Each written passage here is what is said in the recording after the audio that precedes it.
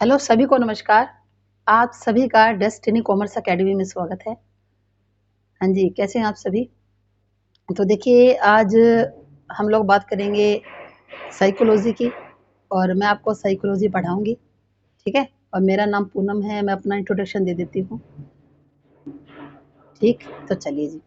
तो अब हम बात कर रहे हैं किसकी? साइकोलॉजी की। ठीक, साइकोलॉजी के अंदर आपका जो है सिलेबस वो क्या है? देखो पहले कोई भी अगर आप कहते हैं ना कि अगर कोई भी जंग लड़नी हो तो सबसे पहले जो है अपने जो अस्त्र होते हैं या जो अपने शस्त्र होते हैं उनकी पहचान होनी चाहिए भी, है ना? कोई भी जंग लड़नी हो तो अस्त्र शस्त्र की पहचान तो होनी चाहिए ना। आप जंग लड़ने के लिए जा रहे हो, आपको ये नहीं पता कि आपके पास कौन कौन से अस्त्र हैं, कौन कौन से शस्त्र है, कैसे लड़ोगी? क्या पॉसिबल हो पाएगा? नहीं हो पाएगा ना। तो इसी तरह से पेपर है, ये पेपर भी एक जंग है भाई, हमने जो लड़नी है और इसके अंदर हमने जीत भी हासिल करनी है। लेकिन जीत करोगे कैसे? जब आपको सिलेबस का पता होगा। अगर आपको सिलेबस का ही नहीं पता तो फिर इसका मतलब क्या है? आपको किसी चीज का अस्त्र शस्त्र का नॉलेज ही नहीं है। आपको यही नहीं पता कि एग्जाम के अंदर आएगा क्या। ठीक है, तो सबसे पहले जरूरी है कि आपको सिलेबस के बारे में बिल्कुल जो है ना, एक हम जिसको बोलते हैं डीप नॉलेज, वो होनी चाहिए। क्योंकि अक्सर मैंने देखा है कि बच्चे वो पढ़ते हैं जो एग्जाम के अंदर आता ही नहीं है। मतलब बच्चों ने ये देख लिया कि साइकोलॉजी आएगी, पर ये नहीं पता कि साइकोलॉजी के अंदर कौन कौन सा जो टॉपिक है वो करना है और कौन कौन सा हमने क्या करना है, छोड़ना है, ये नहीं पता। बस जैसे एस टेट के अंदर साइकोलॉजी पढ़ी और जैसे सी टेट के अंदर साइकोलॉजी पढ़ी उसी की तरह से पढ़ लेते हैं। लेकिन देखो बच्चों, एस टेट और सी टेट की जो साइकोलॉजी है वो एक अलग है और ये जो आपकी एचपीएससी की साइकोलॉजी है ये अलग है। हाँ, अगर हम ये बात करें कि आप में से अगर किसी ने केवीएस का फॉर्म भरा है, ठीक है, अगर आप में से किसी ने केवीएस का फॉर्म भरा हुआ है और फिर ये कहते हैं कि आप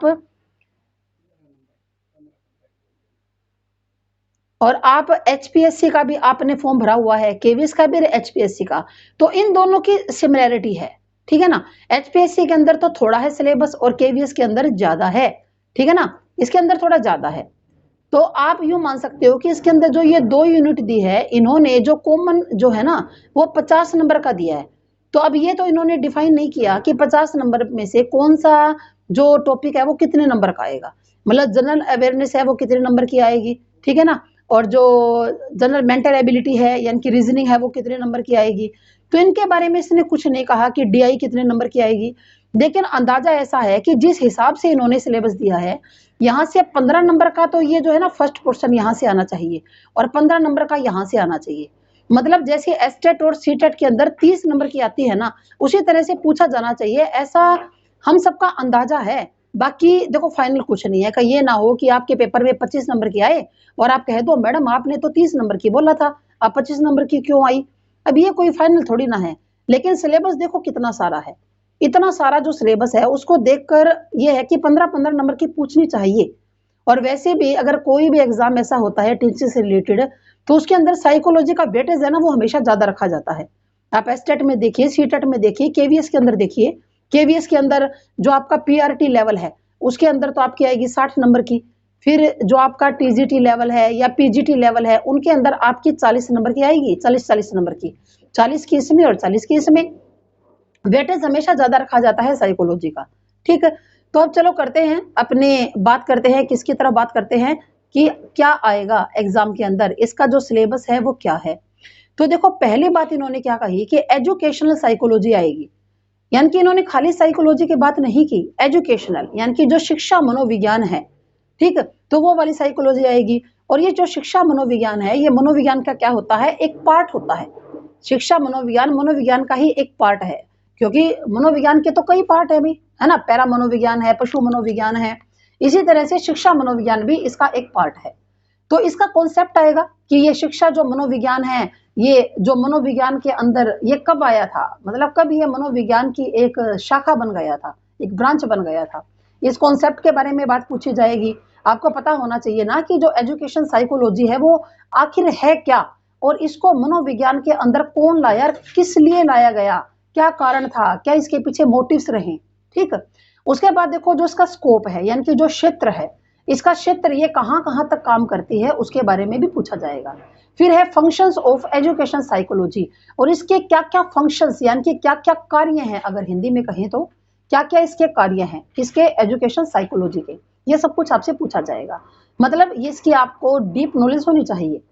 फिर आगे बात करते हैं कि फिजिकल, कॉग्निटिव और सोशल और इमोशनल एंड मोरल डेवलपमेंट। देखिए, जो एक बालक होता है, तो बालक का जो डेवलपमेंट है वो कितने प्रकार का इन्होंने पूछा है, 5 प्रकार का। जो बालक का विकास है वो 5 प्रकार का, आप लोगों ने एस्टेट के अंदर पढ़ा होगा, वृद्धि और विकास वाला, ग्रोथ एंड डेवलपमेंट का चैप्टर पढ़ा है ना सबने।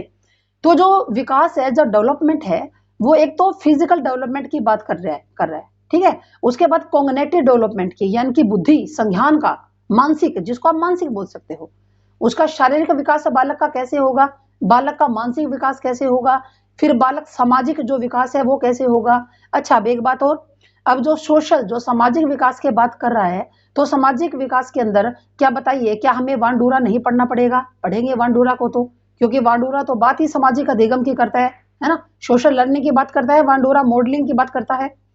उसके बाद क्या सोशल लर्निंग के अंदर आप वाइगोत्स्की को नहीं पढ़ोगे? बिल्कुल पढ़ोगे, क्योंकि वाइगोत्स्की ने भी सामाजिक सांस्कृतिक सिद्धांत दिया था। मतलब कहने का मतलब क्या है कि इनसे रिलेटेड जो भी थ्योरीज है वो आपको पढ़नी पड़ेंगी, ठीक है। उसके बाद एंड मोरल डेवलपमेंट। अब जो ये मोरल डेवलपमेंट है, ये तीन ने दिया था। किसने दिया था? एक तो हैविंग हस्ट ने दिया था मोरल डेवलपमेंट, जीन पियाजे ने दिया था, और कोहलबर्ग ने दिया था। अब 3 मनोवैज्ञानिकों ने बात की मोरल डेवलपमेंट के बारे में, तो आपको तीनों को पढ़ना है। इन्होंने तो केवल मोरल लिख दिया। अब बच्चा सोचेगा मैडम थ्योरी तो एक भी नहीं आई, है ना। आप लोग इसी प्रकार से सोचते हो ना कि मैडम थ्योरी तो एक भी नहीं पूछी गई, आप थ्योरी क्यों करवा रहे हो? अक्सर बच्चे ऐसे बोल देते हैं, लेकिन आप सिलेबस को डीपली नहीं देखते। मोरल डेवलपमेंट का मतलब है कि जिसने भी नैतिक विकास की बात की उन सब के बारे में आपसे पूछ सकता है, ठीक है। फिर देखो, जो इमोशनल जो बात करता है ना, जो इमोशनल की एक बात करेगा, संवेगी की बात करेगा, उनके बारे में भी पूछेगा। फिर characteristics of adolescent learner and it's implication for teaching learning, यानी कि जो एडोलेसेंस है, यानी कि जो किशोरावस्था होती है, किशोरावस्था के बारे में आपसे पूछा जाएगा। क्योंकि आप किसके बच्चे हो? आप पीजीटी लेवल के बच्चे हो, और जो पीजीटी लेवल के बच्चे हो तो आपको 9th से लेकर +2 क्लास तक पढ़ाना है। तो ये जो 9th से +2 तक आप पढ़ाओगे तो आपकी कक्षा में कौन से बच्चे होंगे? आपकी कक्षा में एडोलेसेंस बच्चे होंगे, किशोर बच्चे होंगे। तो उन किशोर बच्चों की क्या क्या विशेषताएं होती हैं, जब तक आपको ये नहीं पता कि आप किसी बालक को शिक्षा कैसे देंगे। एक बालक 5 साल का है, 5 साल का बच्चा है, वो प्री प्राइमरी में है। किसके अंदर है? प्री प्राइमरी में वो जो बच्चा पढ़ता है, 5 साल का बच्चा। अब आप उसको क्या न्यूटन का नियम सिखा सकते हो?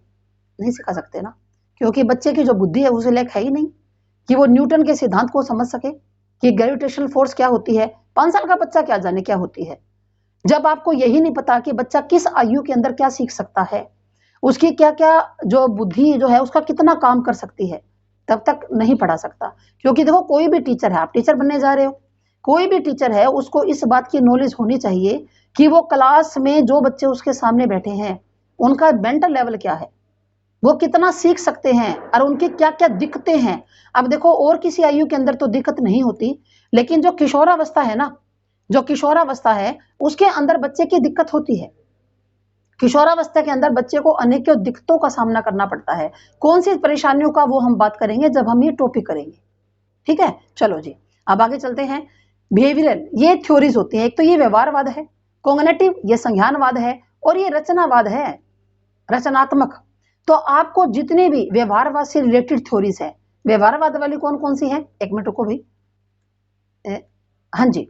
अब देखो, ये जो व्यवहारवाद की थ्योरी है वो कौन कौन सी होती है, तो आपको पता है कि व्यवहारवाद के बारे में किसने कहा? थोर्नडाइक ने भी कहा था व्यवहारवाद के बारे में, ठीक। उसके बाद कौन कहता है व्यवहारवाद के बारे में? पेवलो भी बोलता है, थोर्नडाइक बोलता है, पेवलो बोलता है, स्किनर है, हल, गुथरी, ये सब के सब व्यवहारवादी थे। इन सब ने व्यवहारवाद के बारे में बोला, तो इनके बारे में आपको पढ़ना पड़ेगा। यानी कि कहने का मतलब है कि लगभग 5 थ्योरीज आएंगी इस एक शब्द के अंदर। इन्होंने तो एक शब्द लिखकर छोड़ दिया, अब क्या, अब करना आपको है 5 थ्योरीज पढ़नी है इस शब्द के लिए। आपको पता होना चाहिए व्यवहारवाद आखिर है क्या। पढ़ा है ना आप सबने? व्यवहारवाद की नींव रखी थी किसने? रखी थी वाटसन ने। तो सारा पता होना चाहिए। व्यवहारवाद की नींव किसने रखी, किसने बताया? कॉग्निटिव यानी कि बुद्धि के बारे में। अब जो बुद्धि के बारे में जिसने बताया यानी कि ये संज्ञानवाद है भाई, जिसकी नींव किसने रखी थी?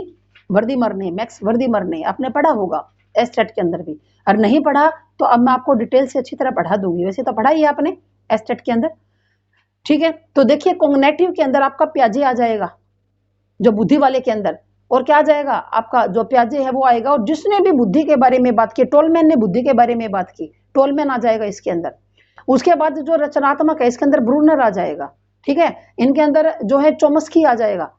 ये सब के सब जितने भी प्रीमैक्स सिद्धांत आ जाएगा इसके अंदर, कूट लेविन का क्षेत्र सिद्धांत आ जाएगा। ये सारे के सारे सिद्धांत आपको पढ़ने पड़ेंगे।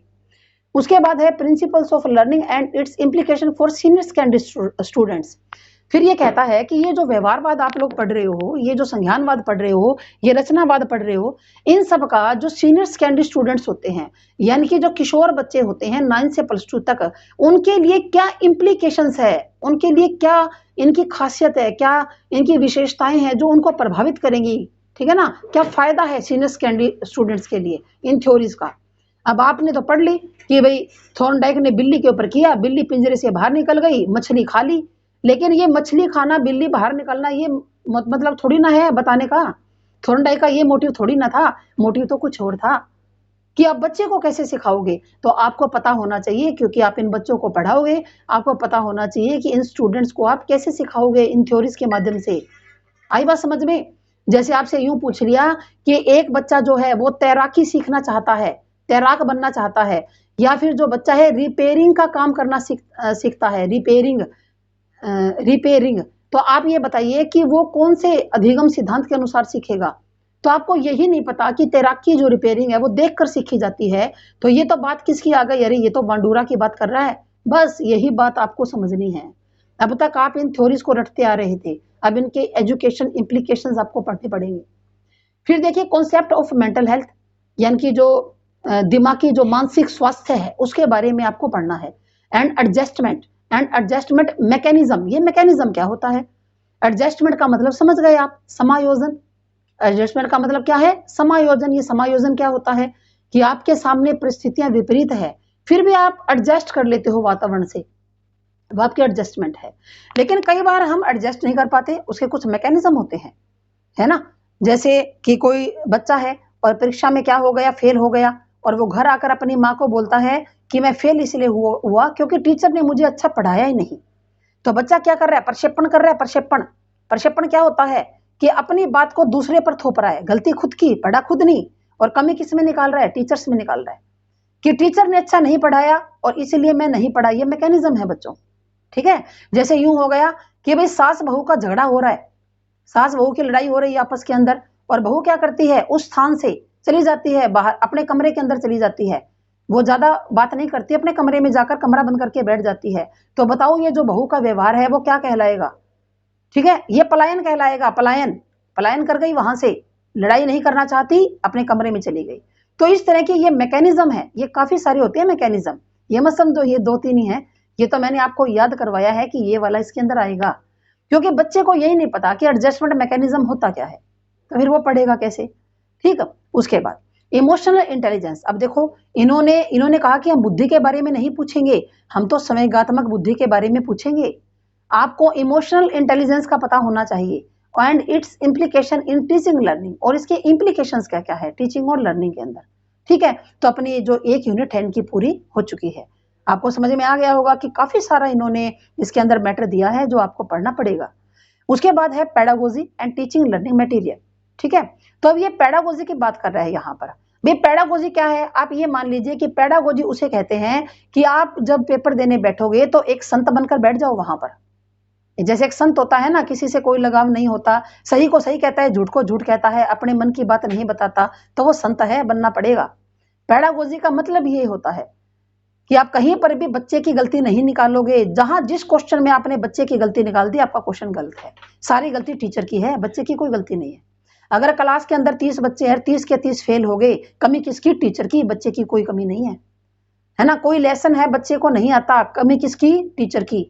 बच्चे की कभी भी कमी नहीं निकालनी, बच्चा एक इनोसेंट है। ठीक, यहाँ ये पेडागोजी में समझा जाता है। बाकी मैं सारी टिप्स आपको बता दूंगी कि आप पेडागोजी को किस तरह से अटेम्प्ट करके आओगे।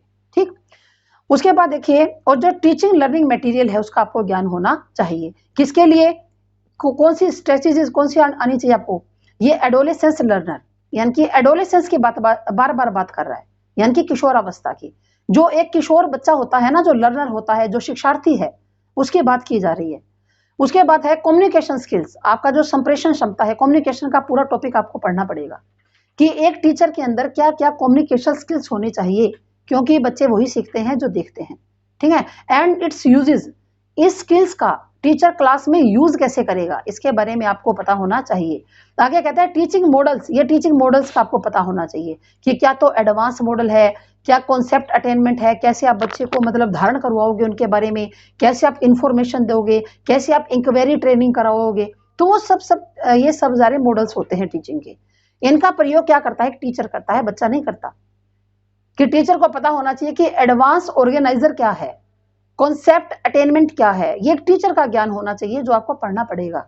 ठीक है, उसके बाद देखिए preparation and use of teaching learning material during teaching. जब आप टीचिंग करवा रहे हो, टीचिंग के ड्यूरिंग यानी के दौरान आप कौन कौन से टीचिंग और लर्निंग मटेरियल यानी कि ऑडियो विजुअल एड्स आप कौन कौन से यूज करोगे।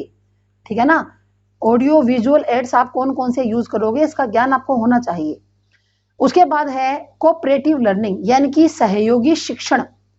ठीक है ना, सहयोगी जो है लर्निंग जो है वो बच्चा कैसे सीखेगा, तो ये कोऑपरेटिव लर्निंग के बारे में आपको पता होना चाहिए। अब देखिए, आपको ये सारा का सारा अच्छी तरह से समझ में आ गया होगा, जो सिलेबस है मैंने आपको बहुत अच्छी तरह बता दिया। अब हम इसको वन बाय वन उठाएंगे। सबसे पहले हम लोग एजुकेशनल साइकोलॉजी के बारे में पढ़ेंगे, यानी कि पहले हम साइकोलॉजी के बारे में पढ़ेंगे, थोड़ा इसका जो बेसिक है वो क्लियर करेंगे कि आखिर साइकोलॉजी है क्या।